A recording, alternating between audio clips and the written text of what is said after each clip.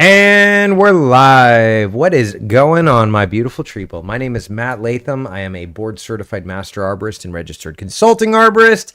And you found us right here at Ask an Arborist. So glad you joined us. This is the channel where we basically take your tree questions and give you your tree answers. And, you know, it's funny because I was at an ASCA conference not too long ago, and the president told us, he said, you know, you guys are really, really fortunate to be arborists at this specific time in history because we are currently in an industry that is where modern medicine was in the 50s and 60s, and it is absolutely true. And to this day, if you remember, if you're old enough to at least, that's a long time ago, 50s and 60s, that there was a lot of misconceptions. In fact, even 20 years ago, there were things I knew from medical research that was just a fact, and that my doctors told me was a fact. And we now know is just absolutely bonkers. That was pseudoscience, in fact, a lot of it. So we're finding kind of the same thing is, unfortunately, there's a whole wide world of bad tree care information out there, y'all. And I'm here to dispel all that. And so if you're new to us, feel free to join us over on the world wide webs of face webs at Ask an Arborist over here. And that's the one with the goofy smiling guy on the front there. That's me. But if you need a closer look at your trees, we've started this really cool company called Arborist On Demand, where we basically do telemedicine for trees. That's right. Because in a modern world, why would you wait on a non-modern arborist? That just doesn't make sense. Especially in a world where there's only 40,000 certified arborists globally, and most of them are not that great. You know, somebody said somewhere in the world is the world's worst worst doctor, speaking of medical doctors, and they're probably booked tomorrow, and it's absolutely true. That's not just doctors. It's like that. Construction guys, chiropractors, you know, your psychiatrists, psychologists. It's there that way for teachers, for educators, for just about everybody on every industry on the planet. It's going to have some bad apples in it. Totally normal, totally expected. And also, you don't want to hire them yourself. So that's why I'm here, at least for your trees, to help you get the right answers to your tree questions. So feel free to join us on the interwebs. Like I said, it's Ask an Arborist. You can sign up to and subscribe to our YouTube channel. Just type in Arborist On Demand here on the tubes of you. And we've got about 320 videos, I think it was. And I'm constantly putting out content about your trees based on what's going on right now. So I love teaching this stuff. Here we go. How to protect trees from winter storms. Oh, goodness. Carbon is one of those elements that likes to grab onto a lot of different things. Sorry, I'm blind, or the audience is now deaf. From last year's residue. Carbon is one of those elements that... Oh, I done messed it up. I just totally exited out of my own video. Never mind then. But anyways, we're always putting out new videos. In fact, I got about a dozen or more that I just need to edit and pump them out there. I've done all the recording. It's all ready to rock and roll. Yeah, 320 exactly. We got about 815 subscribers, so I'd love to have you as a part of that as well. Just come over here to YouTube and type in Arborist On Demand. We're that crazy house with a tree-looking symbol there, logo there. And I would love to have you as a subscriber. So with that being said, let's get right into it. Let's take a look at y'all's tree questions. Now, again, if you aren't a member of the group, we'd love to have you there as well. It's on Facebook called Ask an Arborist. And the whole point, people go on there and ask their great tree questions, and we try to give them some great, solid tree advice. Now, we have grown since, I think, May of last year. We were at around 300 or 400. Isn't that right, Lucas? And we are now over 5,300 members. So thank you to all of you guys who have made that possible and who continue to be members and hang out with this cool group. I know a lot of you will look at some pictures today.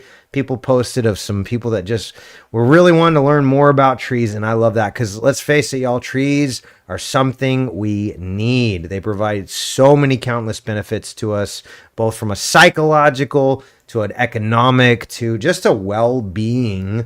And actually crime rates go down when you've got mature trees in the neighborhood. So there's just so many big benefits that we experience every single day, yet most of us overlook on a daily basis. So let's get right into it. Let's go back to the home here. So happy to join this group. Hey, this was 12 minutes ago, Lucas. Look at that. That's fun. So happy to join this group. Where'd it go? Well, someone anonymous was happy to join this group, and we're happy to have you, anonymous.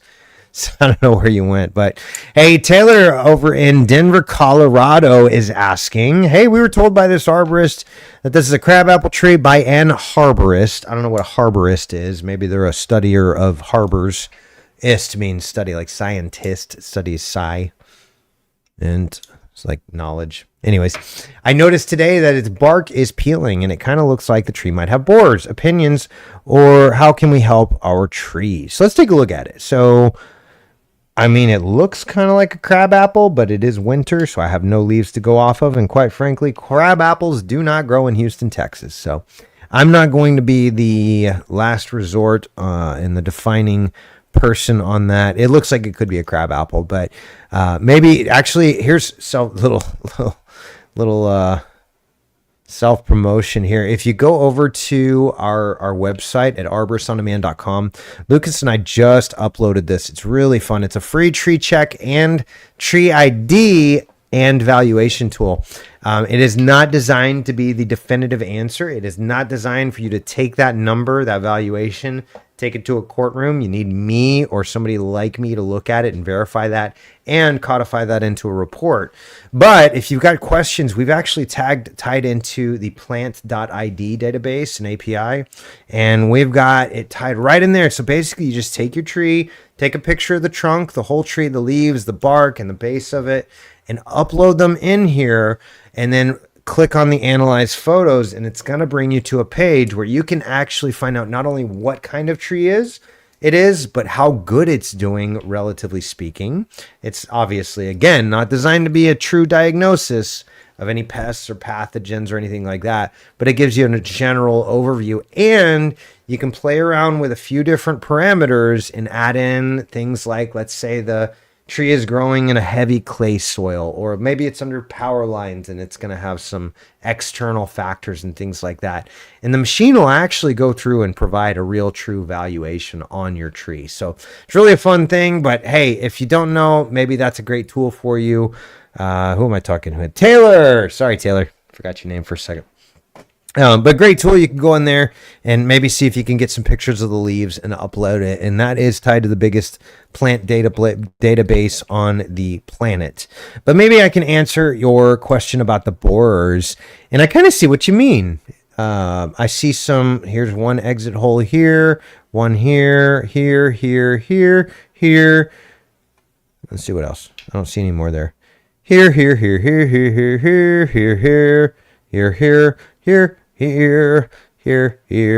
Yes, I think you've got some sort of boring insect in there. And to me, it looks like maybe an ambrosia beetle type of.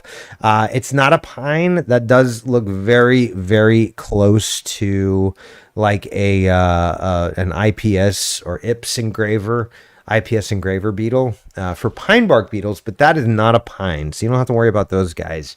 But whenever it looks like that and it's not, oftentimes it turns out to be ambrosia beetles. And ambrosia beetles are pretty nondescript. They will go after most trees out there other than conifers. Most hardwood trees, I should say. So you might want to maybe take these pictures and send them off to your local agriculture extension too, and see if maybe they know get a better idea of what exactly could be going on. Because a lot of time your ag extension folks are going to have they're going to have a better knowledge base and a better understanding of specific pests and pathogens for your area. So secondary and don't affect living tissue. Looks like your crab apple's fairly mature for being in Colorado. All you can do is make sure it gets water and keep up on removing dead wood. Derek, what's up, Derek? Long time no talk. That's last time we spoke. Oh my goodness, he lives in Colorado Springs too, Lucas. Did you know that? No, so he has to deal with that particular problem guy. Yeah.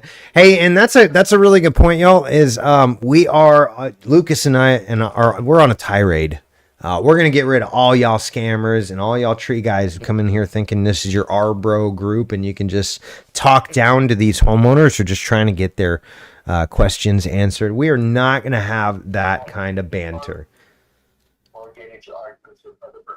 Or get into arguments. This is not the place for it, you guys. So if you are a tree professional, we love having you. In fact, we love having you so much that we want to help you out. Lucas and I are creating a database. Essentially, think of it like a preferred vendor network.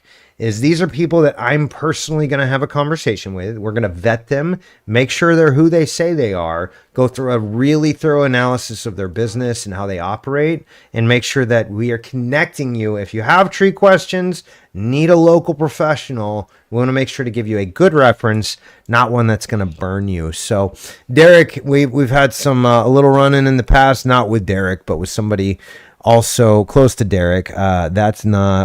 This is not. Look at that. Right there, an hour ago, Lucas. What is this? Call Save a Tree. Save a Tree has... That's no. That's not how this works. Remove comment. Bye. No spam, promotion, or self-advertising. Oops. I should have given a warning. Bye. Hey, y'all saw that live and on the air. That was fun. I kind of am starting to enjoy it. I hated it at first, but it's kind of fun. But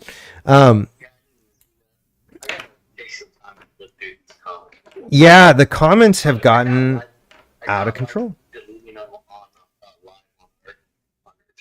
To me, it's really fun. My wife said, "Ooh, I don't know about that," but I really enjoy it. So it's like public shaming them for doing bad things, and I think in an age where there is no shame. So we recommend against spending money on treatment expensive, and then he put a picture with their contact number. Wait, where? Jason Vera? Make sure you have all comments. His name is Jason Vera. Oh, yeah, look at that. Luis Diaz. Hey, report comment to admins. Remove comment and ban author. Bye, Felicia. Y'all stop. Jason. Oh, excuse me. Oh, I just found another one. I was just having fun with Lewis's there. Bye, Lewis. Love you, buddy. Oh, we recommend against spending money on treatment. It's expensive. If you'd like, we can help you cut down that tree. You're gone too, Sonny. What are you? Who are you? Jason Vera?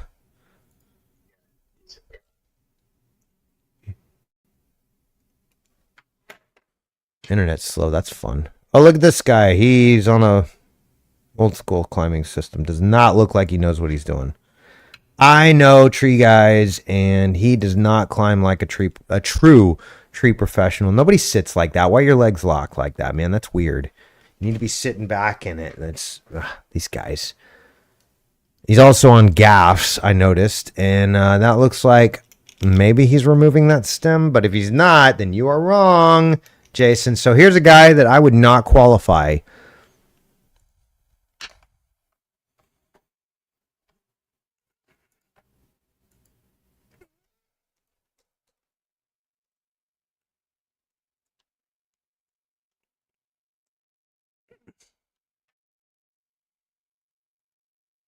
Bye, Felicity.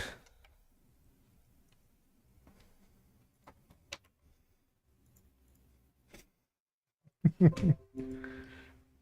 right, that's there you go. So y'all keep doing that, and I'm gonna keep kicking you away. Bye. We don't need you here anyways. That's not good advice. I'm sorry. I'm getting distracted, Taylor. I'm over here just having a good time kicking people off our group. But it might be a crab apple. I cannot speak definitively on that. Derek is a local, so he could probably speak a little more definitively on that at least, and maybe knows a little bit more. But the galleries tell me you've got some sort of boring beetle in there, and I'm afraid these guys might be accurate, but we need to really take a closer look. So you can do that either through me or through a local certified arborist, and you can hire us to do a digital arborist consultation. Or if you want somebody local, that's great. Just go to aska-consultants. to find a registered consulting arborist, or www.treesaregood.com, and that will point you to certified arborists. ASCA consultants are generally going to be significantly more knowledgeable about tree care and what they're looking at and what they're doing than your standard certified arborist. Unfortunately, certified arborist, that does not mean that they know everything and they are God when it comes to tree care. So anyways, hope that helps, Taylor. We are moving on. Oh, this is gross. A deer attacked my weeping spruce. What's the possibility it will survive? I think the deer is going to be just fine. Hold on one second. Yeah, deer's going to be just fine, buddy. Don't worry about that, Marietta. That's a bad joke. The deer, no. The tree, no. Tree's not going to be just fine in Cody's opinion. Okay, so let's take a look at it. That looks like a tree that might try to resprout from the roots, but I very, very seriously doubt it, Marietta. I'm sorry. I think you got a potential tree loss. If you are able to get the tree to survive, it's going to take a good couple or 3 seasons before that can even get to the point that it was now. And so it may be better off just replanting, but yeah, that looks like complete defoliation. They took off every bit of green foliage on there, and unfortunately, pines do not have the latent buds required to resprout from that tissue down at the base there. So very unlikely, but if it does happen, it's going to be an uphill battle. I would say you're probably better off. Fortunately, very small tree, maybe 50, $100. Not a huge loss, but I'm sorry for your loss anyways. Maybe, and again, maybe we can get on a digital arborist consult and figure out a good solution to keep them off. But realistically, you could just put on a cage over it, let it grow. Once it gets to a bigger size, then it's going to be much more resilient against those things. But you know what's great too is you can actually just take cayenne pepper and sprinkle it during the winter and the fall when they're rutting, and that way you've got every time they come over to start rutting on it and kind of shaving their horns or whatever they do, their antlers. If I know, sound like a city slicker over here.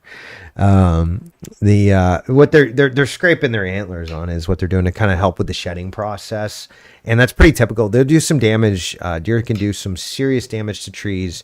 Squirrels actually do more though. So, but you can put cayenne pepper there, so every time it gets on them, it's kind of falling down into their face, and it's going to burn their face. They're going to be like, "No, I'm going to go find the tree that doesn't have cayenne pepper on it. That'd be better for me." So, anyways, I hope that helps. I'm sorry for your loss. That really stinks. Those, and deer are cute as can be, but they can be pretty pest-like, if you will. All right, Sean's asking, can anyone tell me what kind of tree this is? I was going to cut it up, but thought it might be pecan. I think pecan. Yeah, that looks like pecan wood. It's got that real distinct kind of reddish yellowish coloration to it. Reddish yellowish, but not orange, if that makes sense. And then the pith discoloration, that looks pretty consistent with pecan. The branching structure looks pretty consistent with pecan. The bark pattern looks pretty consistent. I can't talk. Pretty consistent with pecan. Yeah, that looks like a pecan to me. It could be a hickory, but hickory will look very similar. That tree's been on the ground for a long time, it looks like, too. Maybe a year or more. You know what's great about that, Sean, is pecan wood is one of the best barbecue smoking woods that you can get. It is in the hickory family. In fact, hickory and pecan have the same nomenclature. Coraya illinoisensis is the pecan. And I'm drawing a blank on black walnut.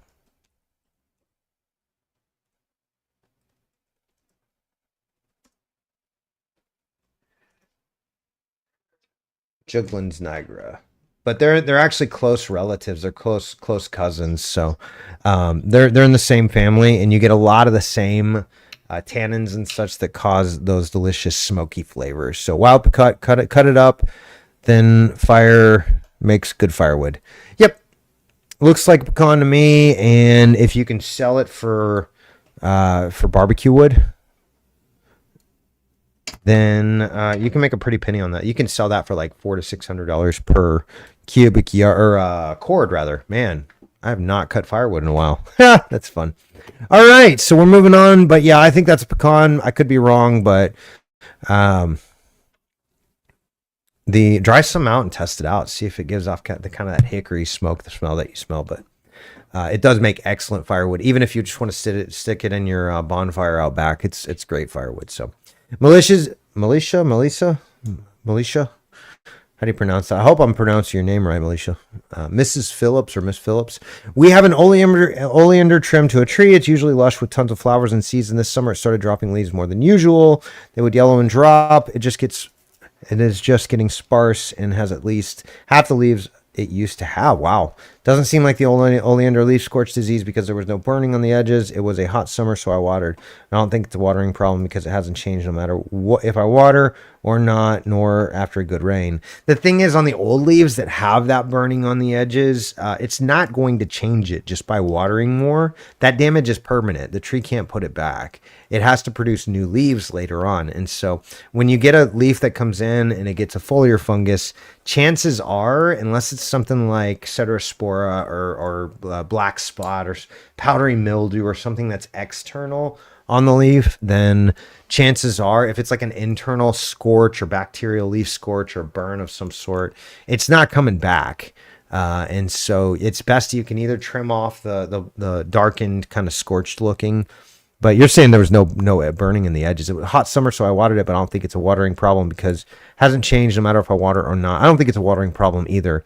This tree usually takes care of itself and is well established. Does anyone have any idea what could be wrong, or is it just a normal cycle thing? We've lived here 3 years and just love it because it is so beautiful. Oleander is one of my favorite small ornamental, kind of woody ornamental plants. They're great trees to have.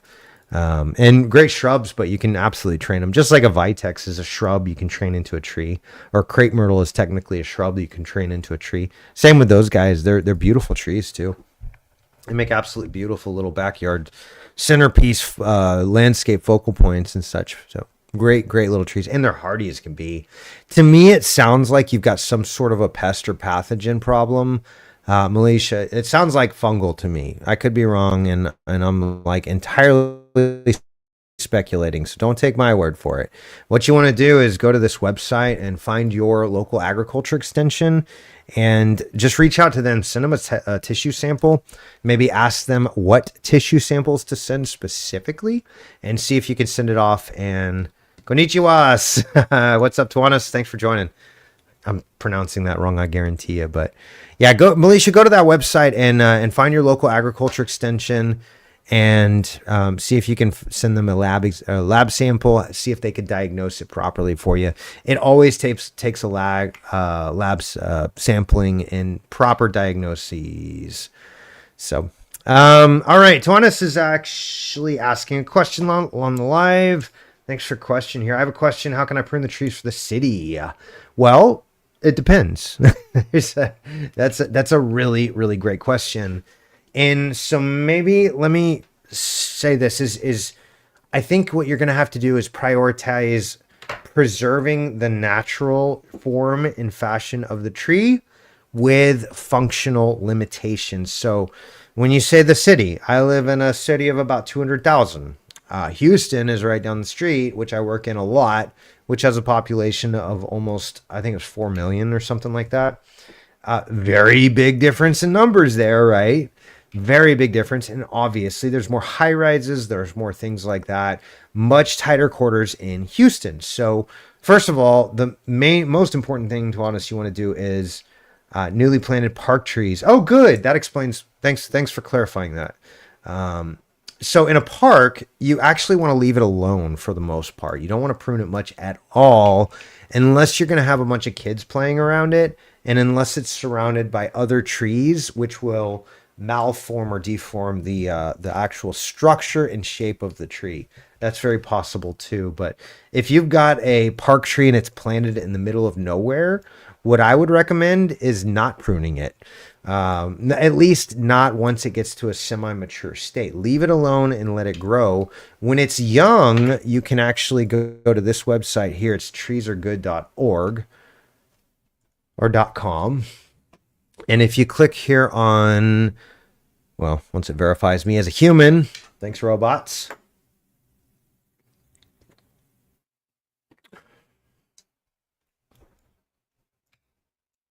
I'm about to call Xfinity and complain, y'all.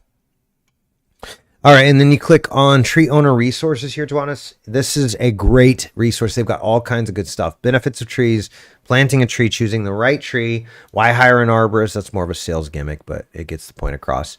Treesaregood.org, by the way, is produced and managed by the International Society of Arboriculture. So those are the guys that certify arborists. But here's the one you want to click on, Tawanis, is right here on pruning your trees, pruning trees. Is what to prune, when to prune, pruning techniques. And then if you look here, there's a little section called pruning young trees.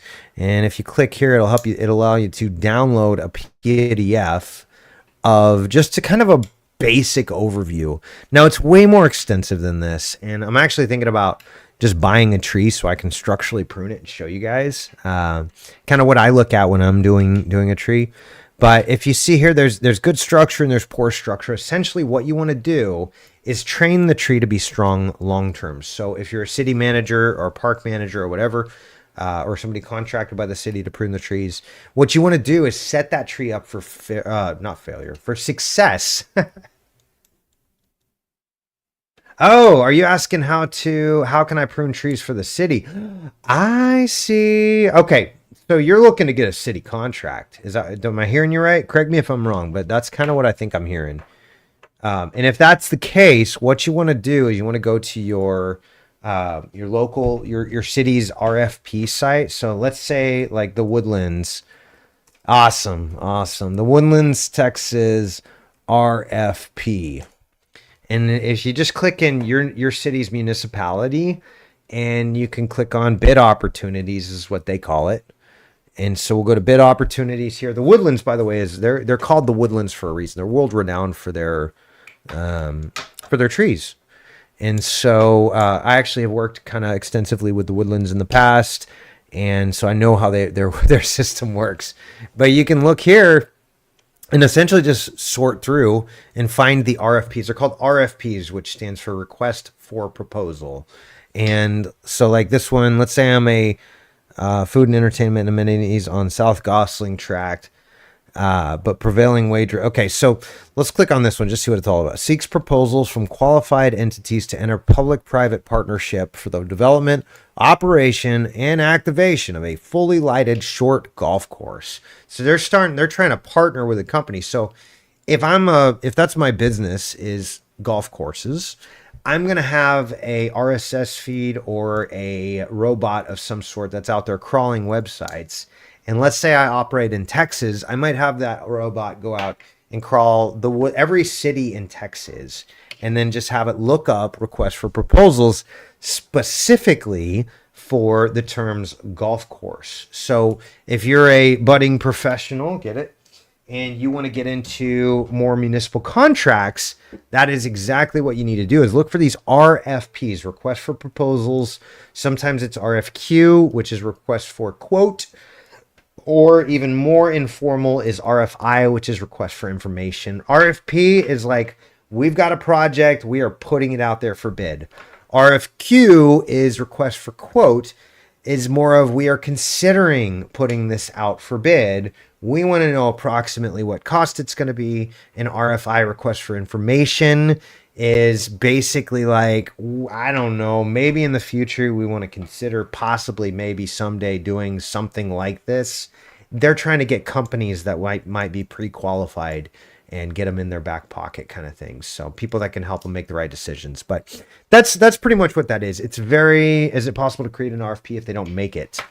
Yes, it absolutely is. So like, let's say, for example, you are a city manager, or let's say a parks and recreation director.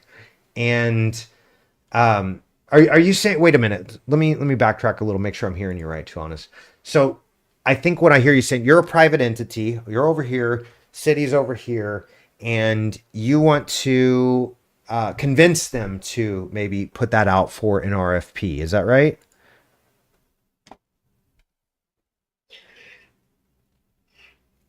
Am I hearing you right? Because if that's, and I'll go ahead and start. Yes. Okay, cool. Yeah. So what you need to do is make friends in high places. And I'll show you a fun little picture here as I'm going to get to it while I'm talking to you guys. But I'm very passionate about Houston trees. Now, I'm not passionate about Houston, but I like people in Houston. This has kind of become home to me now. And I really love the area. And quite frankly, the trees here are unbelievable. I mean, we've got some really cool trees. Well, I've been playing some political games here in Houston, and it turns out that the city of Houston has a very, very, very weak tree program. They don't do a lot at all. In fact, most of their tree program is reactionary. They cut it down when they have a big problem, and that's no fun because what happens is, well, there's a group called the Kender Institute out of Rice University here, and um, they've started to basically do some research on canopy loss over the years. And what they found was that by from 2011 to 2021, there was a 9.8% decrease in the Houston canopy. Now, for those of you who are mathematicians, that's about 1% per year. And that's a very bad rate because let's do the math on that. That's going to compound if you're losing the same amount of trees and you have less and less and less each year. What that's going to do is eventually you are going to get to a 50% canopy rate versus where you were.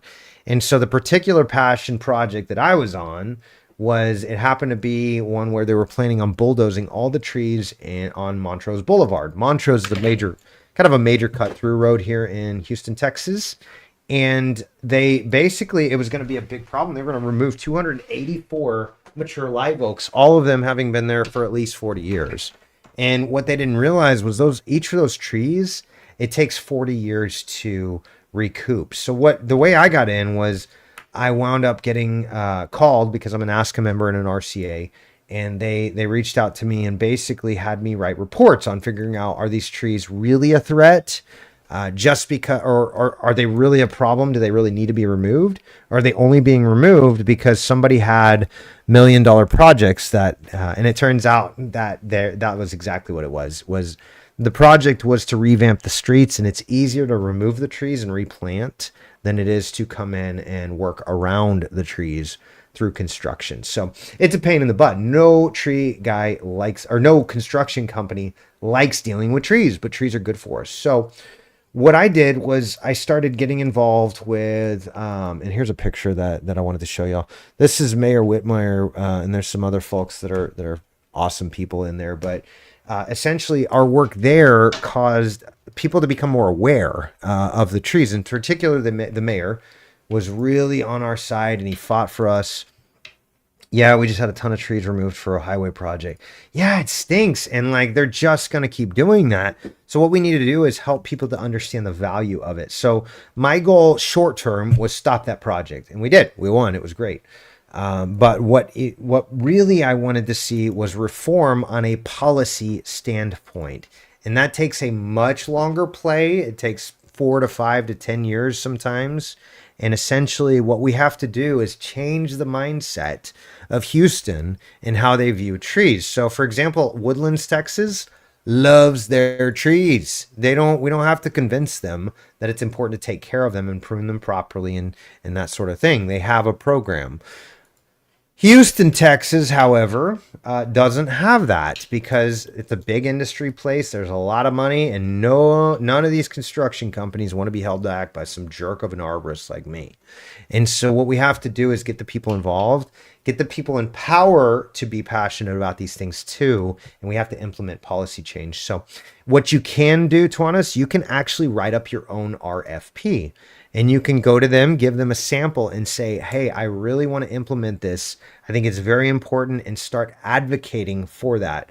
Now, you're not going to make a difference alone. So you would be wise to get in touch with your local gardening clubs, your local arborist clubs, your local organic farming clubs and things like that, and start putting together a little bandwagon and start getting people to join the bandwagon and start making a stink about it and requesting. Show up to your city council meetings, show up to your Arbor Day foundation, things put on by the city, start making friends. And it really takes that passion, and all it takes is one person getting excited about this can lead to one other person getting excited about this. And like, for example, on the Montrose project, we had two ladies that got involved, and they started raising a big stink about those trees being cut down. And Those two ladies turned in 9,000 petition signatures, and it got all over the news. We made both local and national news on that, and it was really a neat project to be a part of. Oh yeah. Okay, so that's a great question too. And then I'm gonna move on to some of our live chat or our online questions. But Bark, I was managing, someone hired someone to prune the trees and they did a terrible job. Welcome to my world.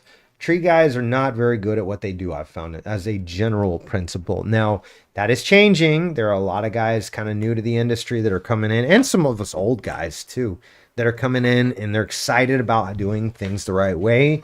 Unfortunately, there's a lot of educational opportunities in this industry as well now. So we're starting to see some change. It's starting to get exciting, but we got a long ways to go.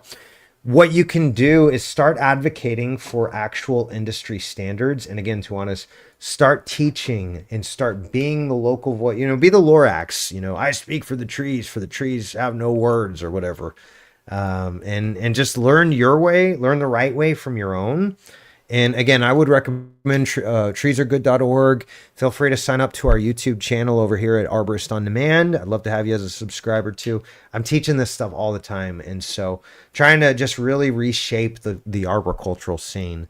And again, I was really excited when Jeff Ling, the ASCA chapter president, or ASCA president over all of the nation, gets up on stage and he says, I'm really jealous of you guys because you're in an industry that is where modern medicine was in the 50s and 60s. That means 70 years down the road, we're going to look back and hopefully have said we did something cool. Yeah, my pleasure, man. Happy to help. And like I said, love to have you as a subscriber on the channel. Feel free to reach out to me if you have any other questions or whatever, but love to help get guys like you started and get going in the right direction. We got a lot of work to do in this industry, but we're going in the right direction, I think, now. So, all right, we're moving on. Anonymous is asking, is this a white oak? Oak seem to all look the same, besides a few. Yeah, you're very welcome, man. Happy to help. I believe that's a white oak. Just looking at it, it looks like a white oak. The leaves kind of look like a white oak. Yeah, it's got perfect white oak bark. The leaves they're shriveled and gross, but you can see some of the leaves on the ground. I think that's a white oak, Anonymous. Long story short. Oh, that branching structure just screams white oak. Yep. I think that's what it be. All right, look like a Quercus stellata. It could be a post oak, which is in the white oak family. Kristen's absolutely spot on. Tell me where you're at, Anonymous. That might help too, if giving us your location. Because like if it's down here in Texas, chances are it's not a white oak. Chances are it's a post oak. If it's in St. Louis, it's very much probably going to be a white oak. But yeah, it looks like it could be a post oak. So, yep, Matt, you're on the right track. Kristen, you're on the right track. I love these comments. Did not get a picture one. I shall tomorrow. I haven't seen it, but it is not quite 24 hours later. Possibly form and bark look like it. You have a stem bud or a leaf. Michael, by the way, is our soon-to-be second Houston RCA, Registered Consulting Arborist. He and I spent a little time going over some legal stuff with trees earlier, and he is a phenomenal arborist. So if you're in the north side of Houston, he's a great guy to talk to if you need a consultant. All right, hope that helps, Anonymous. We are moving on. Diane's asking, hi, I just wanted to introduce myself and share a photo of I took of berries that my dog eats every fall and winter. Seems the dog gets some diarrhea almost annually. Just wondering if this is the cause. Is it hackberry? It's an older tree planted by previous owners, making sure they're not poisonous. I don't know. We're going to have to see some pictures of the tree. But crabapple looks like it could definitely be that. I just don't have enough to go off of, Diane. But I'd love to answer that. Maybe send me some pictures of the whole tree and your zip code to give us a general geographic area. Or even just the general area is fine. I don't want to get too personal if you don't feel comfortable. But we don't know. But send us some more information. Maybe we can figure this out together, Diane. All right. We're moving on. Angelina Lopez. I made the mistake of saying yes to a tree trim service working at the neighbor's house. I've heard that one before. That offered to trim our magnolia. That's a magnolia. What have they done? Oh, it's so gross. I felt it was getting too big as well, but didn't do any prior research. They trimmed way more than I thought. We should have waited till spring and not cut the top. What can I do now, before and after? I didn't have anything recent other than Christmas. Located in Orlando, Florida. Oh, Angelina, however you pronounce your Miss Lopez. I am so sorry. That is a disaster. I know some arborists. I know a couple of arborists in Orlando. None of them. Would you recommend bio products to help boost? Yeah, that's a really good point. Yeah, that is a really good point. Is maybe the best thing that you can do is give it extra resources, Angelina. I don't, there's honestly, it's permanently damaged. The structure is gone. It will never be the same. Those magnolias have an X current growth pattern, meaning they grow straight up. And, hold on one second.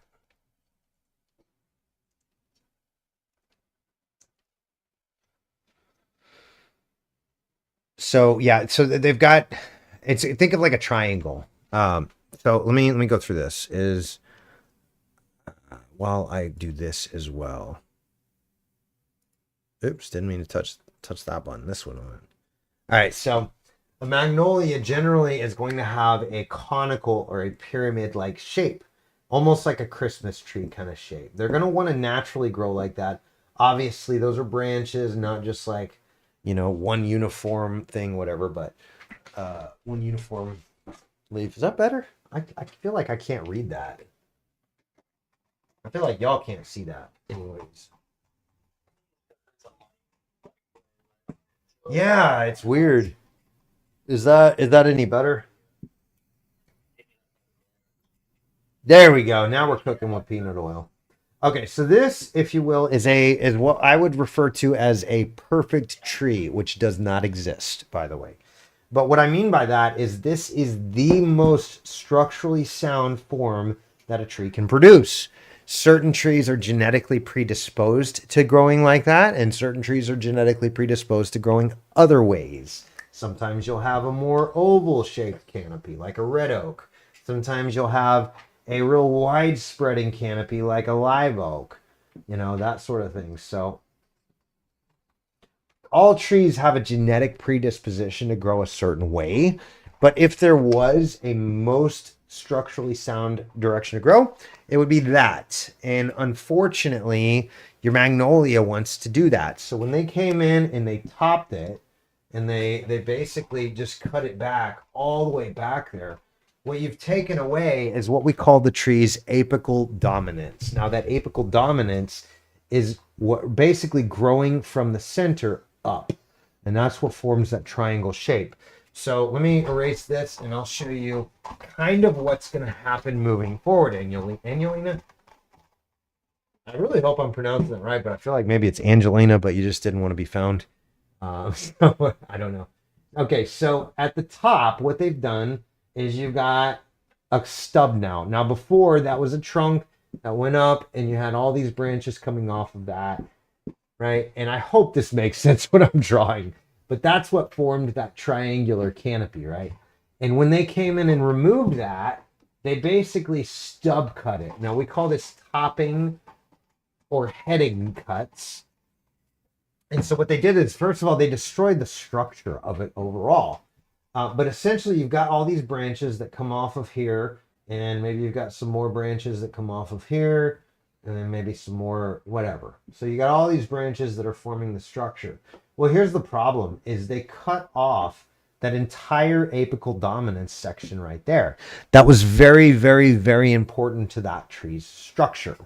So what happens is the tree has to actively seal this wound now, which takes a lot of energy, and you'll see little growth rings growing across it, and you'll see it kind of form this, we call it callus tissue, and eventually it'll hopefully seal, get tighter and tighter until it seals that wound.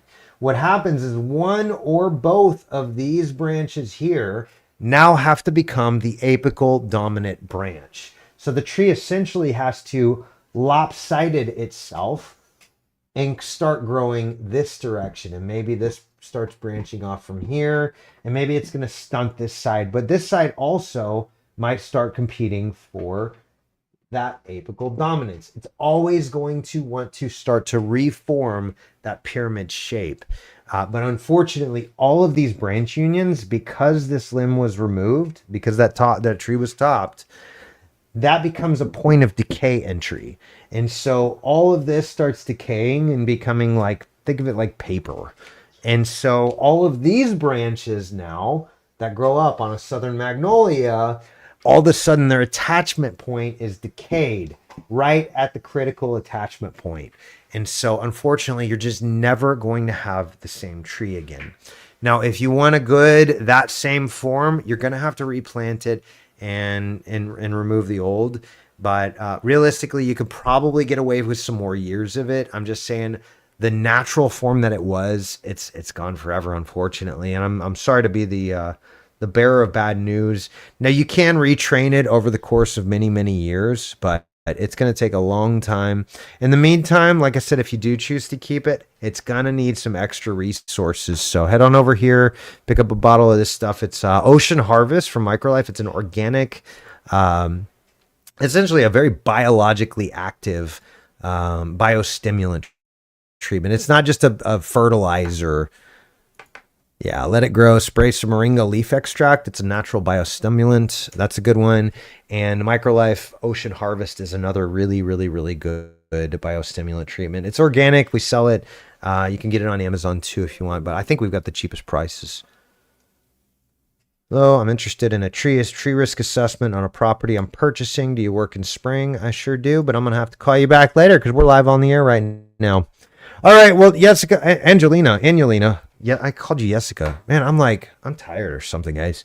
Angelina, I'm so sorry you're dealing with that. I do think it's permanently deformed, but doesn't mean you can't preserve the tree and just work around the limitations you've got now. It just, the tree will never be the same. Yeah, but it's just not. It's going to take 20 years before you even get anything similar to what you had before. Magnolias are not fast growers either. That's the other thing. So in Orlando, they may grow pretty fast. I don't know. Unfortunately.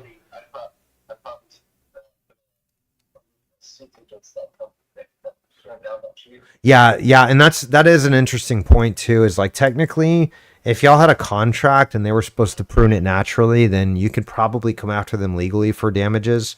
I don't know that it's worth it on a tree of this size, but it does also look like maybe it's your only tree, so it might be worth it to you. So I'm really sorry you're dealing with that. You don't want to do more, let it grow. I agree. Yeah, let it grow, let it start to reform that canopy, and give it some extra resources. All right.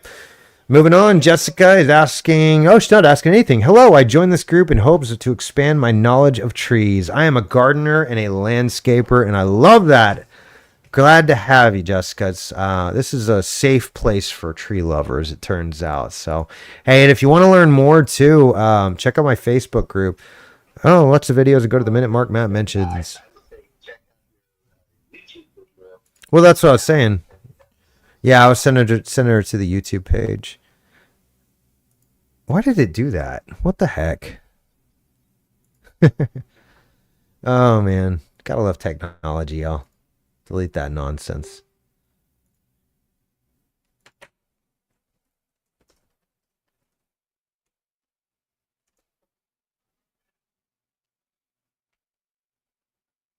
Cool. And we got...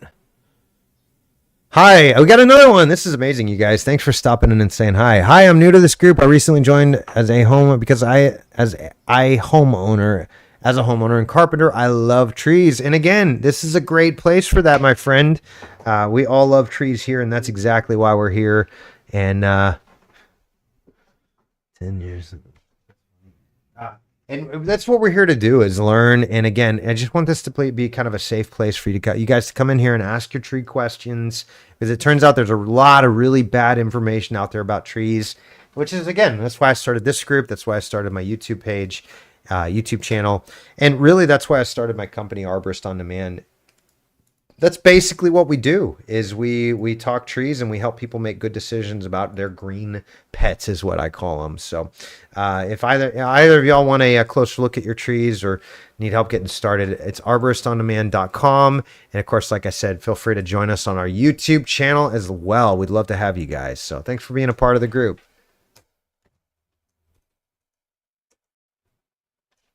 Hello. Oh wow, is that like, am I getting spammed here? Is that what's going on? Am I getting? Is this robots, Lucas? Be honest with me here, man. I think there are actual people coming in and saying hi. We're active here. That's fun. I don't know why it's doing that though. It's like it keeps auto correcting me, which is incorrect. Oh,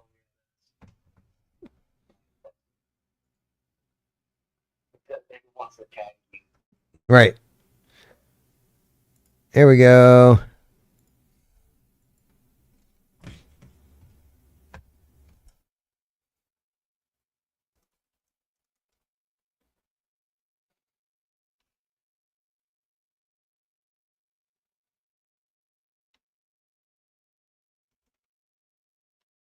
Here we go.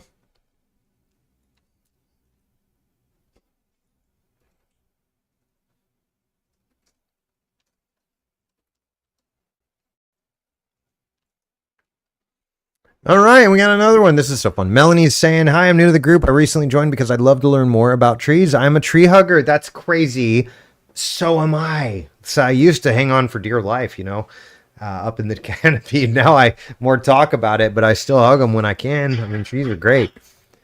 Somebody said, I think it's Guy Mayer is y'all will see he is an expert among experts, and I would consider him maybe to be my intellectual superior in some degrees. He used to write an article called Detective Dendro, and it was all about tree forensics. And he'd play out these scenarios where Detective Dendro's coming in trying to solve the tree mystery, and it was really fun because I'm like a young budding arborist. I can't say sprouting arborist; that'd be just sacrilegious to poor sprouting arborist, our friend. But uh, I was a young budding arborist, and I learned a ton from Guy's work. And Guy has this saying: he says, "Get out there and touch trees, y'all." It's kind of like touch grass, but like better. He's been saying that for a decade or more than I know of. Hey, Melanie, we're so glad to have you. Again, I'll send you over to my YouTube channel. I'd love to have you join as a subscriber there. Doesn't cost a penny, of course. We're just there to come out with good content and help you guys understand your trees a little bit more. Trees are a very, very big part of our lives, and they're very important to us, you guys. So take care of what you got. And if you have questions, we'd love to I'll be there to help as a resource to guide you along doing the right things. So.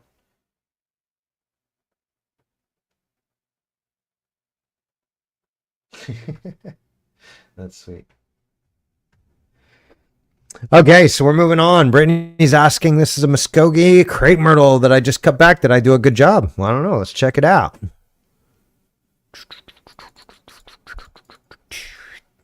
I think I don't see any topping, which is wonderful. It looks like maybe you thinned a little bit out on the bottom. What that's going to do, Brittany, is that's going to push growth outwards. So if your goal is to get the tree to grow in height, you did exactly what you want. If the goal is to prevent it from growing in height, you did the exact opposite of what you want. Not a problem. We can always correct that at another time.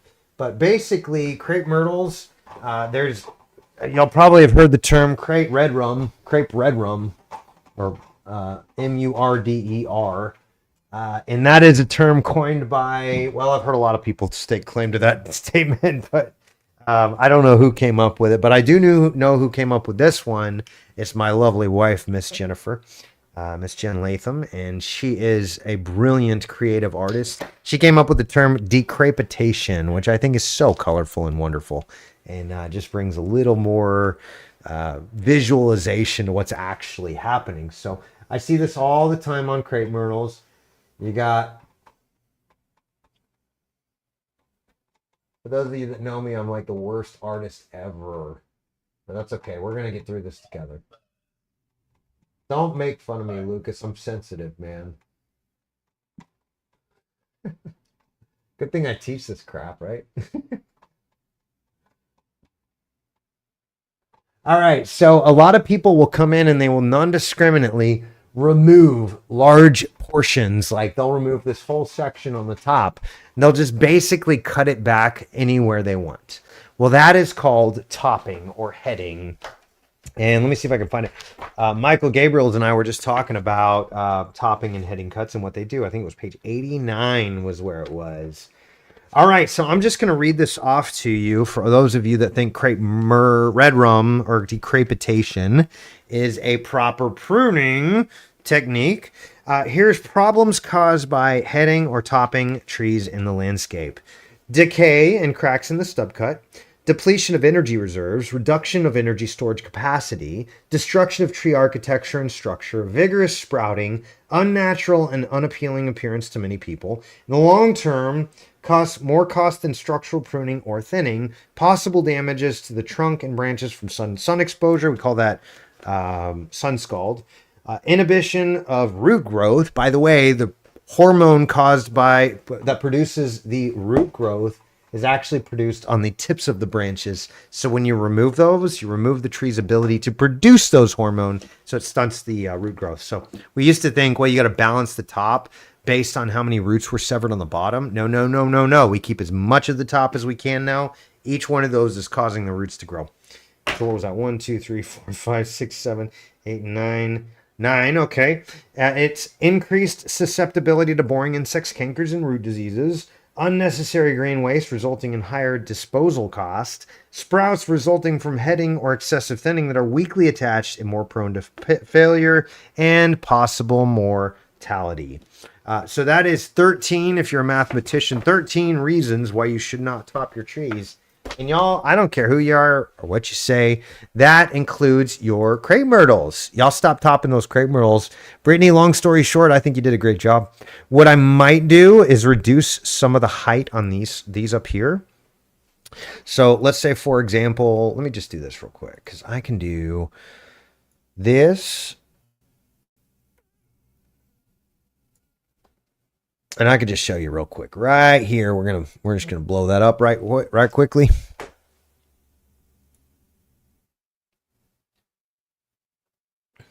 I'm trying to get it to cover the whole screen, but it's not wanting to do that. Let me see if I can move me over here. Oh wow, I'm like hidden back there, but that's okay. You don't need to see me anyways. So basically, what you can do is reduce and remove certain. Hold on one second. Let me get the red pen. You can remove, like, selectively some of these branches.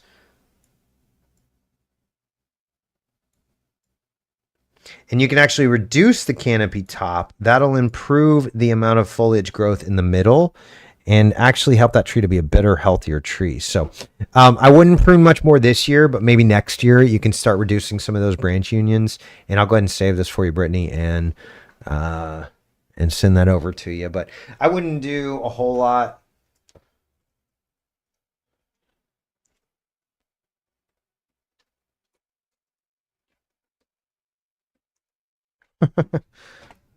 It always cracks me up seeing my download section, my download folder.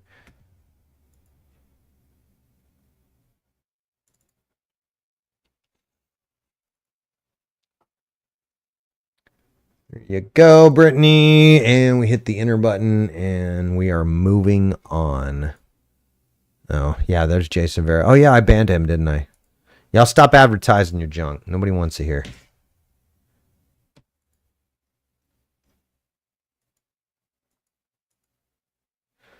I think that went through. Yeah. So I hope that helped, Brittany. I think you did an okay job. I would leave it alone, let it grow from here. Maybe take off those deadhead, some of those seeds, the seed pods, and that's about all I do. All right, I bought a half dozen green emerald arborvitae on sale. I live in northern Illinois. Hey, I was just up there in Milwaukee, Karen, back in November on a case that we were on. We actually had just had a meeting about it with the insurance. It's a subrogation claim, so it's like one insurance company suing another. And anyways, we were looking at a forest fire got out of hand, and what's the value on the trees that were damaged up there in Milwaukee recently. But Northern Illinois is a beautiful area. I loved it up there. Wisconsin was just unbelievable. That whole area is just gorgeous. So, anyways, sorry, sidetrack. Bunny trails. They are in pots. I have them outside on the south side of the house, good, because they need a little sun right now. Would it be better bring them into my sunroom for the winter until I can plant them? Sunroom's about 60 degrees.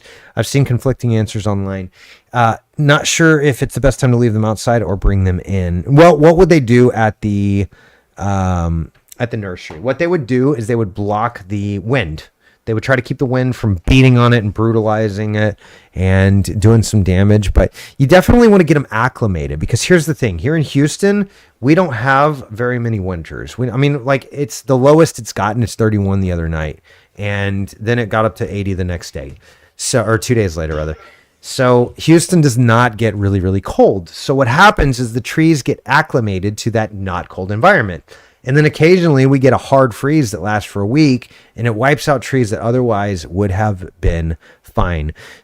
So what you're dealing with is a nursery tree. That tree has been babied.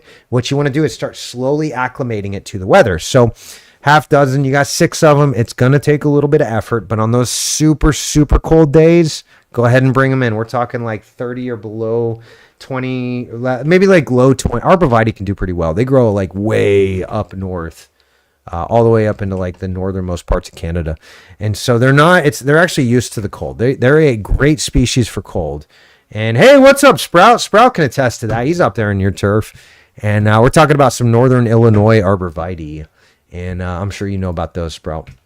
They do really well in the cold. But they've been in pots and they've been babied at the nursery. So what you want to do is, it's like a kid, is you don't push the eagle out of the nest day one. You want to start kind of like letting them get out and flap their wings a little bit, get a little strength. And then eventually, once they've gotten to a point where you think they're okay, then you take that wild leap and put them out in the brutal nature. And it can. Sunroom is 60 degrees. I would not baby them that much. I would leave them outside unless you get like a 20 or below kind of day, 25 maybe, just set as your marker, and bring them in when it's that or colder. And it's going to get that or colder for the next couple of months periodically. So just be aware of that and kind of be proactive. And if you can't, well, just keep them in the sunroom, because what you don't want to do is throw them to the wolves without training them a little. They say putting a tree in a kind of that type of scenario and then just throwing them out into the wilds, like putting a kid in a wheelchair, raising him his whole life in a wheelchair without walking, and then saying one day, hey, get out and run a marathon. It's not a great idea. And at the nursery, they really do get babied. So hope that helps, Karen. But yeah, feel free to let us know if you have any other questions. Drop me a comment down below. And we're moving on. Hey, what's up, Sprout? What you got? Guess what? What you got? What? I know you're typing, I'm talking. It's not fair.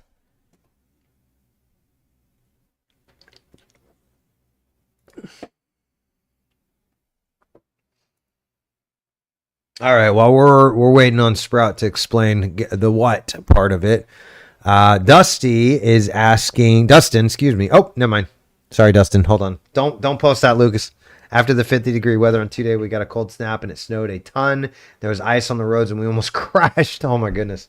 I miss the warm weather. Well, that's funny because we have had no winter and I miss the cold weather. So I'll trade you, buddy. You are welcome to this Houston summer that we've had all winter. It's not, it never got above 85. So that's cool, I guess. But come on, 85 in January is just nuts. That's just nuts. Rain, and if you don't have the snow tires or the chains for the snow tires to be driving, to let out a little bit of air pressure in your tires. Yeah, friction. Increase the friction. Yeah, and that's the one thing that I don't like is driving on ice, but I think I'm not alone in that. I think that's pretty normal. Ice on the roads. See, that's when it really gets nasty, is 50-degree weather. You might have had, if you have some rain in that, and then it freezes overnight. We get that all the time in Texas. We hardly ever get snow, but we often get ice. And so you'll get like sleet and occasionally hail. And often you'll get like freezing rain. That happens a lot. And freezing rain stinks because that's what breaks trees. All that ice starts accumulating and building up layer after layer after layer. Next thing you know, you got 100 pounds on a branch and it just snaps it like it was nothing. So, all right. So Dustin is saying or asking, can anyone help me identify the cultivar of this Deodar cedar? It is a Deodar cedar, in my opinion. It looks like a Deodar cedar. I don't know the specific cultivar, though. It's kind of wispy looking. That's weird. The genus is Cedrus. The species are specific. It's Deodaris, so Deodar Cedrus Deodar. I think he's asking if there's any specific epithets or some specific variations. But Katrina, it looked like Katrina knew her trees, actually. Not the species. Identify the cultivar of this Deodar cedar. You're asking for the cultivar then, not the species. Update your post. Oh, maybe. Yes, I understand that part. I have many different types of Deodars, and I know all of the specific names except for this one. I have Carl Fuchs. Did I say that right, Lucas? Carl Fuchs. Wells Golden, Aria, Cashmere, Feeling Blue, etc. That's so cool. Then you're asking for the cultivar then, not the species. Update your post. Yep, Katrina's right. Way to go, Katrina. Thanks for being a part of the group. This is when I planted it 8 years ago. Whoa! 8 years to that. That's nuts. That thing took off wild.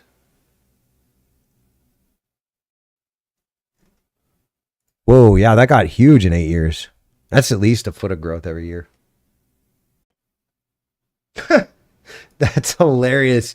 Sprout's saying, yesterday I was outside and removing a buckthorn, and when I put the herbicide on the herbicide froze. That is wicked cold, I bet. Depends what the freezing point of it, though, was. If the freezing point's 40, then that makes sense. It depends on the air pressure, too, the atmospheric pressure. It's not a specific different cultivable. No, I don't. I actually don't know the cultivar of that. It's cool, though. Where you at, Dustin? I don't know. That's probably going to be a geographic thing because a lot of times you'll get these nurseries that will, they'll basically genetically hybridize a tree. I had a ton of layers on, so I felt warm at least. yeah, I hear chopped wood twice heats too, but that's a northern thing. We don't know about that down in here in H-Town. So, yeah, I'm sorry, man, Dustin. I wish I could answer your question. I really don't know. I just don't know various Deodar cedar cultivars. That's just not my forte, not my specialty. But you might find a local grower or local nursery that can help you out. You also might would check with your local agriculture extension too. And you can go to this website, just find yours. I don't know what state you're in or anything, so just find your state and go to their website, look up the local guys, and yeah, ask them questions. The local agriculture extensions, those people are tree nerds just like you and me. They are just a bunch of normal, regular people. And when somebody comes in, and they don't get to talk to people a lot. They talk to stinking trees all day, most of the day. You know, and maybe like 2 or 3 people with tree problems. But they love explaining problems. They're all a bunch of nerds. That's why they do what they do. And they got good at what they do, typically. That's why they work for the state. And they love answering questions. And at worst case, they usually know somebody that can answer your questions. So that's the right place to go as your agriculture extension. And they might be able to point you in the right direction. But give me a little specifics, too. Give me location, and maybe we can do some research and find out. But pretty cool looking tree. I like Deodar cedars. That was a fun story. Growing up, my neighbor had a Deodar cedar. I used to get paid when I was like 12 or 14 to climb this Deodar cedar and help him put lights all around it. We made it like a big Christmas tree. It was like 40, 50 feet in height. And it had a pretty nice, like, I don't know, 30, 40 foot canopy spread. So super cool tree. And it's in Dallas, Texas, of all places, too. So Deodar cedars are neat trees. I thought for the longest time it was a pine until I became an arborist. Hi, y'all. Sorry, Adam is asking, Urban Chick. Sorry if I'm, wait, you got it. Urbanzik. Okay, Urbanzik. I was just a little off. Urbanzik. Adam, is asking, hey, y'all. So you from Texas, bro? Hey, y'all. That's a Texas thing. Just trying to take care of this giant tree and other places in the South. Of a home we recently moved into. I think it's a water oak. I've seen some type of woodpecker going to town on it. It's what I assume the holes are. Any advice? Let's see. I don't believe that's a water oak. That's going to depend on where you're at too, Adam. Maybe you can give me a hint on where you're at. Yeah, that's not a water oak. Overcup oak, maybe? Hold on.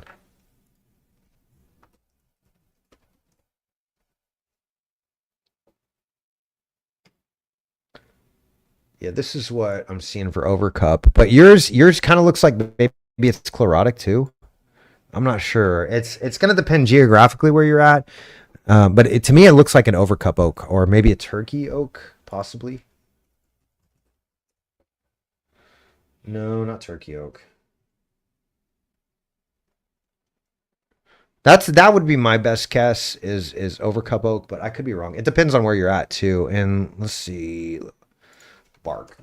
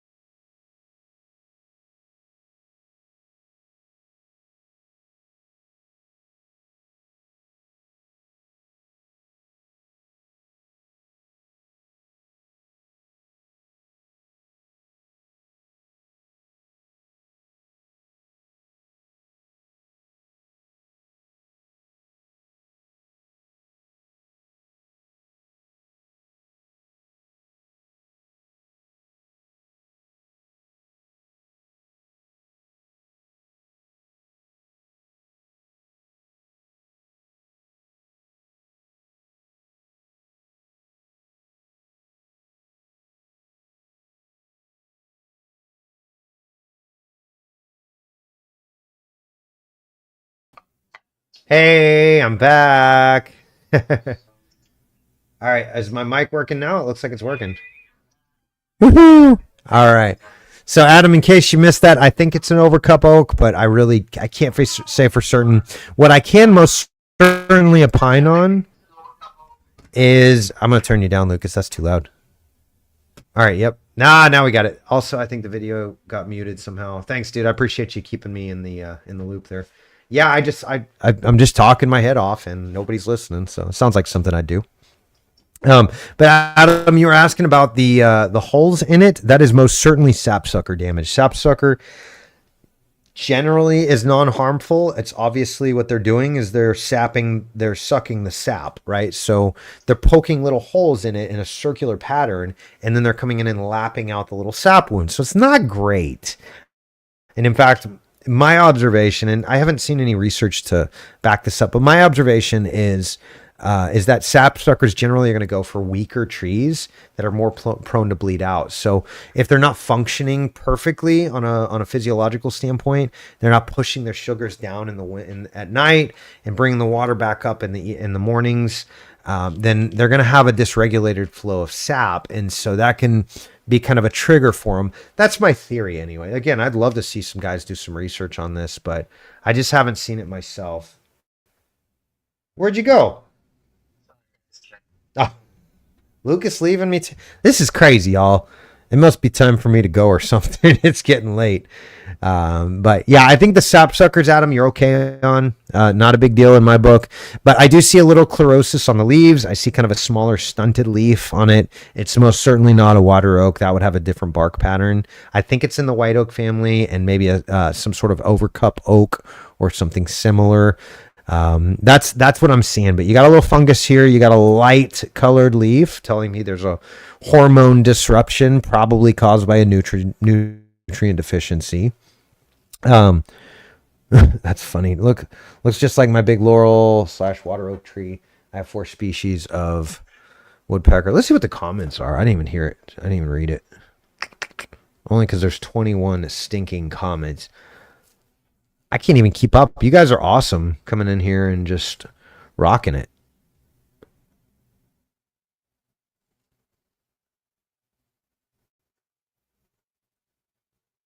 Notes, WXPR. Y'all stop asking Chat GPT for the answers and then copy and pasting it. That's gross. Davy Tree Blog and Critter Control. You can ask it to make it a quick, small 2-sentence answer. Yeah, you can refine that down.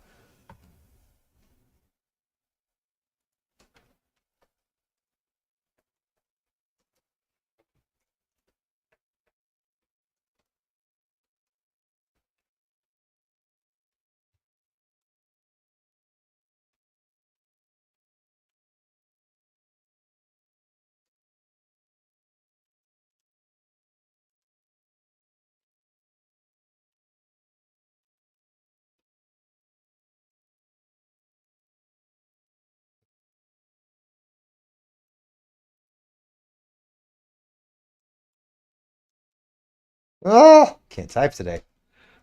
Oh my goodness, this is ridiculous.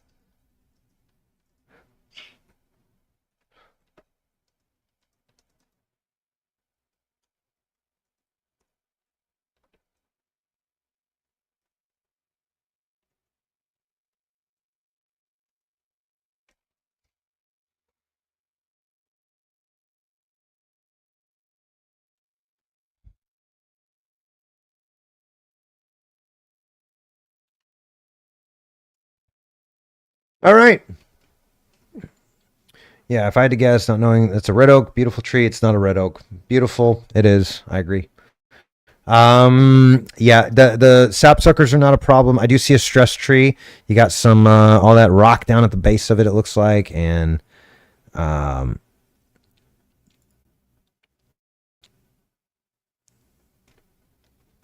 I agree with Guy. I think you can chop those leaves up and that'd be a good mulch, but you got a stress tree, so it's worth it to address those stressors.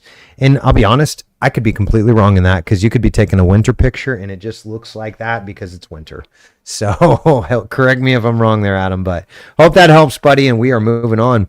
Let's get one more in before we call it an evening, and then we're going to be back at it next Thursday. So Fine At's Trees. Is that what I read?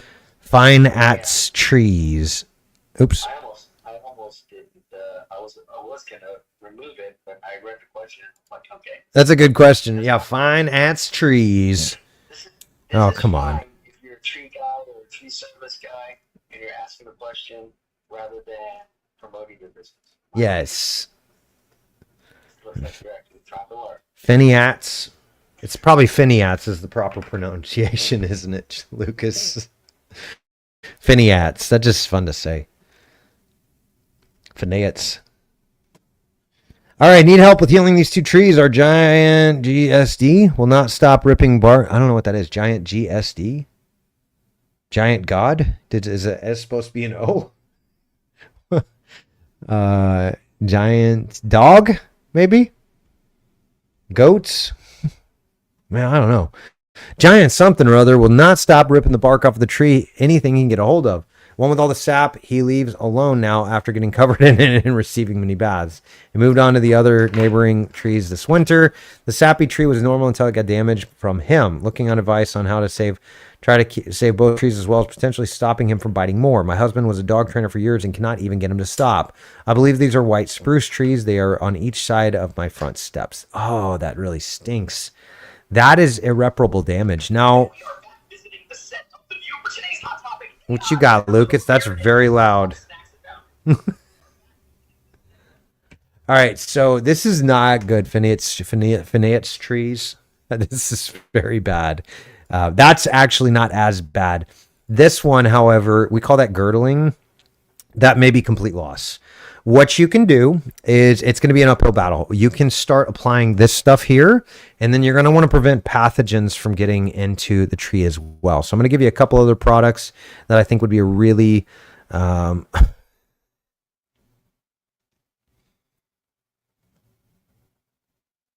German Shepherd dog. Ah, that could be it. Whatever it is, I don't want one of them ripping bark off my trees. Yeah, me neither. Okay, so this is gonna, yeah, you can bridge graft it. That's a really good point, Sprout. That may be getting into some technical things that most people are not going to be understand how to do. But bridge grafting is really cool. I've seen it done really well and very effectively on fruit trees the most. But I hear spruce you can do it on. Never tried it, to be honest. This is never great for the tree. The sap is the natural defense for healing the wound. Certain trees are better at recovering from this than others, but I think it's safe to say your dog likes conifer sap. Very sugary, I bet. And don't let the dog track that sap into your carpet and rugs. This will probably never leave visible scars on the trunks. Any chance we can see pics of the entire trees? I would like that too. That's okay that we can't. I would try to do the Microlife Seaweed Plus, or excuse me, Ocean Harvest. Oh man, that's ridiculous. That is so much damage. Yeah, I think bridge grafting would be the only shot, but I'll be honest, I don't think your trees have a great chance. The one with the complete girdling here, Phaneates trees, is I think the most damage. I do not think that tree is going to make it, but I've been wrong more than once in my life. So I'm open to being wrong on that. That's a beautiful thing if I am. What you're going to need to do, though, is you're going to need to give this tree way more resources than it wants to get. And you're going to have to keep going and keep the pathogens off of it. Keep the beetles out of it, the bugs and such, and keep the pathogens off of it as well. So these two are great products that I like. The Microlife Liquid AF stands for as antifungal. There's a bad joke in there somewhere. Stands for antifungal, but it's really, really good. You want to mix it with molasses and just spray the trunk like once a week.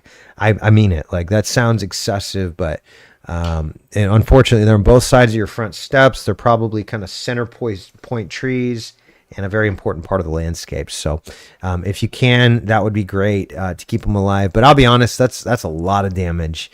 And Sprout's got a point. You could bridge graft it, but I think you're fighting an uphill battle.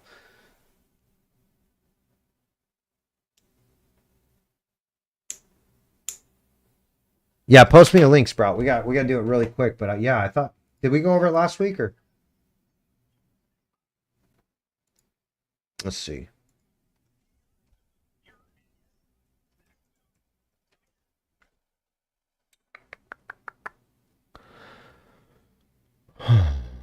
Ooh. Ooh. Yeah, sorry, man. I thought we went over that one. Is this one you're talking about? That's a sugarberry. Or am I just losing my mind and looking at something completely wrong and different?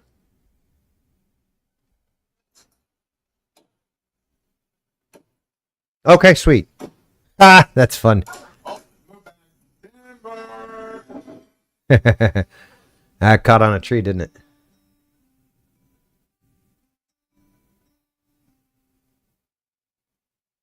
All right, so this is Sprout. He's a cool kid out of the Great North, and we're looking at a hackberry. Sorry, Sprout. It does not like watching YouTube on this.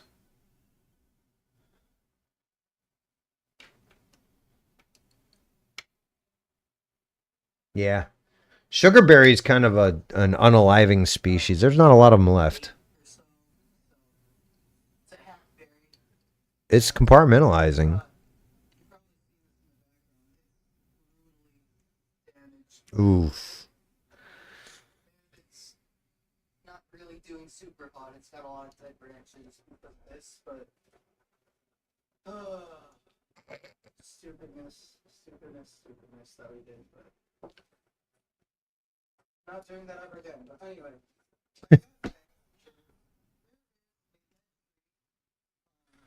Was that the hackberry you were talking about, Sprout?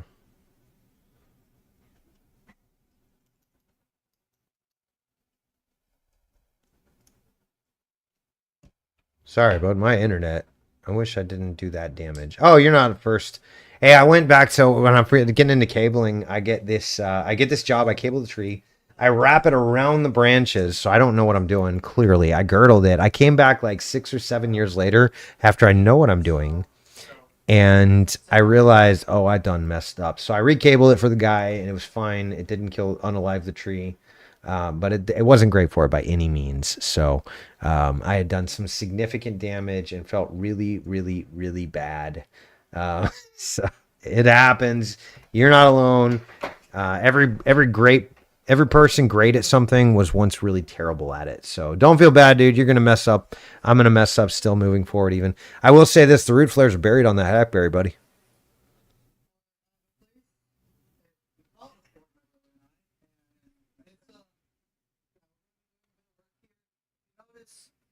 I'm not going to be working on this tree, but if you notice this, Ooh.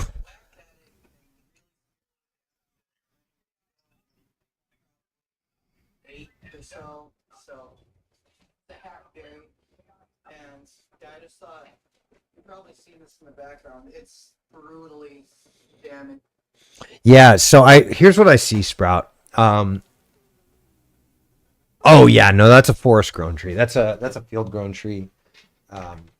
Hackberries and sugarberries both I've noticed tend to grow up around fence lines often, and I think that's just because they're not desirable trees. You know, they're not really valuable from a landscape standpoint. They're very valuable from an ecological standpoint. A lot of things eat it, including bugs and pests. I think deer eat the leaves, etc. So, and sugarberries got even more going for it in that sense. But yeah, they're not generally planted. I think you can buy Celtis occidentalis periodically, but sugarberry, it's so hard to find. Yeah, I'll be honest. Like, I don't see that as being a real. I wouldn't pour a lot of resources into it, Sprout. The most important thing I think is going to be to get rid of the root flares being buried. You got to get rid of that soil on top of the root flares because that's going to always be a limiting factor with that tree. You can certainly put neem oil on it. Neem oil is great because it does prevent pests. It does unalive pests that happen to be on it as well. But realistically, and the other thing I love about neem oil, and look it up, there's actually some really good biological properties benefits that it gives to the tree itself too. So neem oil is awesome for multiple reasons, but I think that tree's probably not one of those that you want to spend a lot of time, energy, and resources on. I'm just going to care for it as much as possible, but again, it's not super important. Yeah, I didn't see it either. It's not super important. It's at the edge of the canopy, so more likely to be brutalized by the wind and elements. And it is compartmentalizing, but really not that well, honestly. It's really not doing a great job of compartmentalizing. And the thing about hackberries is they can look really healthy and thriving, but be structurally decrepit. I see that all the time with them. And it stinks because they're nice trees. I really like hackberries a lot, but not the best tree to have overhanging your son's bedroom. Right. So just, a consideration being out there. Hey, great ecological benefits.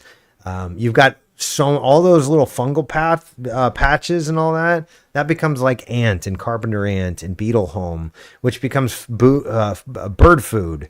Look at the branches that I pointed the camera up. Yeah, it looked pretty nasty, man. For whatever reason, it's just stuck.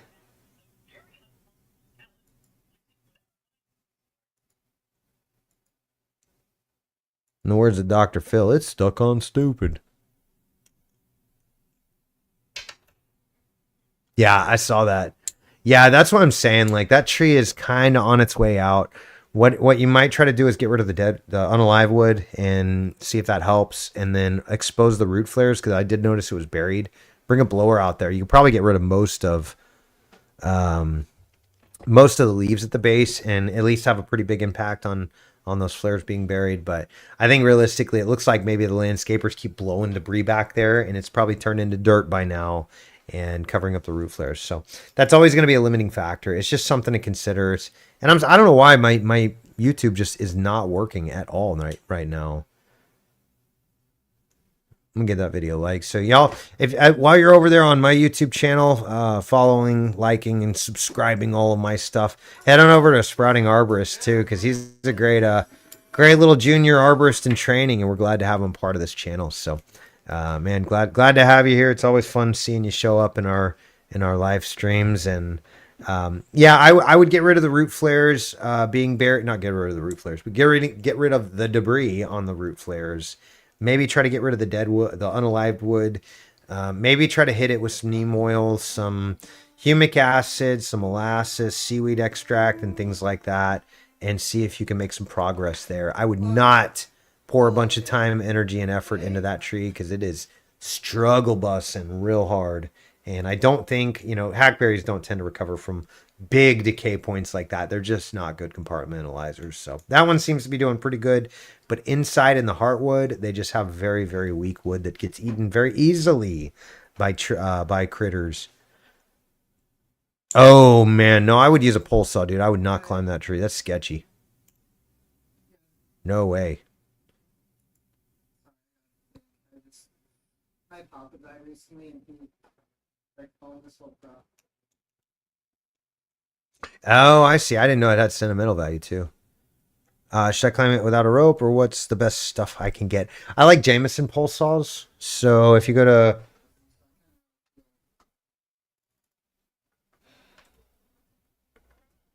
arbsession.com. Oh, I messed it up.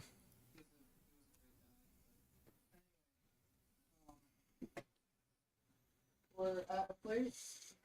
We call it the Fort, my brother and I, and it's we're going to be doing a bit of work here. If you notice,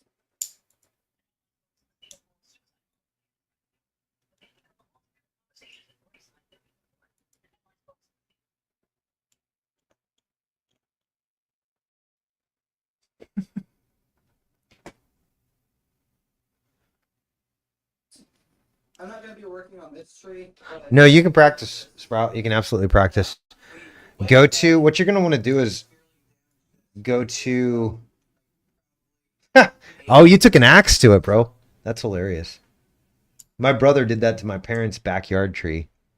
Actually, my very younger brother, my youngest brother, he had a friend come over and they were practicing their strength training for football. So they took a baseball bat to the trunk of the tree and wound up marring the daylights out of it.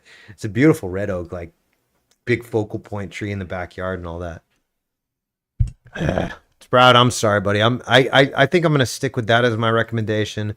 My interwebs is just angry at me right now. I got too many tabs and stuff open.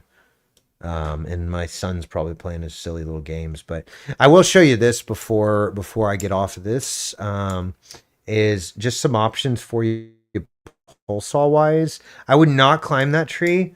I would definitely go on to ArbSession or treestuff.com or westspur.com or cheryltree.com and just look up pole saws. Believe it or not, they're going to be really expensive, but you can get them for around $40, $50 a piece.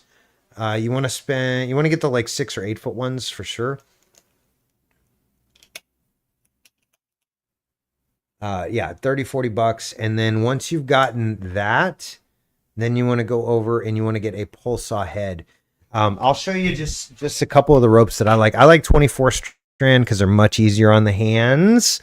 I got soft. No, I don't. I got callus. I got gloves built into my hands, or used to anyways. But yeah, pole pruner heads. You can get pole saw blades, pole saw heads. I would go and just get a set. That's going to be easier for you. Jameson is my favorite. Pole saw head with ArbSession 13-inch tri-edge blade. That's going to be a really solid blade, man. You're going to cut through all of those limbs that you need to fairly easily. But while we're on the ropes subject, go over here to climbing, go to ropes. Ropes, hello. Lanyards and flip lines, gear storage, carabiners and snap. Am I like blind? Wouldn't surprise me, I guess. Rope. Oh, okay, that's right. Such a fool. The thing about rope, Sprout, is rope is a dime a dozen. When I started climbing out, we had Arborplex, which was horrible, nasty stuff that cuts up your hands like crazy. Not fun. I hear these Courant, the Kalimba Lollipop, the 11.9 is supposed to be a really, really, really good rope. But my all-time favorite was actually, it was 11.7 from Samson. That's the Poison Ivy, Poison Ivy Calamine, Yale Pink Moon, Yale Blue Moon. It's the Yale brand, and it's about $1 a foot. For what you're doing, Sprout, I wouldn't get more than 100 feet. Maybe get a splice on it just so you've got it. But really, what you're going to have to do is start following the guys that actually teach climbing. Integrity Tree Care is a great company. Jimmy's a good friend of mine. He does a lot of different stuff up there. North American Training, I believe, has a lot of training videos as well. Let's see some other groups. I don't know anymore. Let me look that up and maybe get back to you on some options. But I would not get Tachyon. It's super springy. It will hurt less if you take a swing, because the rope will absorb the weight, not the branch or your back. And so if you want something as like a starter rope, maybe get one with more spring to it. But personally, I like a static rope, and these 11.7s are great. And I hear the Courant 11.9s are great as well. 11.9 millimeter. Donegies I've never tried. Edelrid, Woodpecker. I don't know that one specifically, but Edelrid makes pretty good quality rope as well. Marlowe, I don't know. Pelican Arborist Pro, that's brand new company. It's crazy. Husqvarna's now getting into the rope world. That's nuts, y'all. It's a whole different tree world than when I was back in my heyday, whatever. Petzl, I do not like any of Petzl's ropes. Personal preference. Look at that, 12.5 millimeters. That's a fat rope. That's stupid. Sorry, I'm getting a little passionate here, gal. And I'm just rambling at this point, you guys. So once again, y'all, thank you so much for being a part of this group. Sprout, thanks for your great questions. And who was that we were talking to earlier? Tawanas, great questions there as well. We love having you guys and just being a great resource for y'all. And again, thanks again for being a part of the Ask an Arborist group. If you have questions, of course, feel free to reach out to us personally. And you can always schedule a certified arborist digital consultation and make sure you're getting the right answers for your trees and your green pets. Just head over to arboristondemand.com. We've also got some really, really great resources there. So if you're curious to know the value of your tree, great. We got an answer for that. Yeah, you too, Sprout. Thanks for being here, buddy. If you want to help finding the right tree to pick, we've got a tree chooser right here. And so you can just plug in your details and where you at, how big you got to work with. Is it full sun, partial sun? But of course, also we've got an education center on our website filled with blogs and educational info, just trying to teach you guys all about the trees you love and live under. So with that being said, y'all have a beautiful night. Again, thank you once again for being here. Love having you guys a part of this group and being a part of this community. We'll see you guys on Thursday evening. Bye now.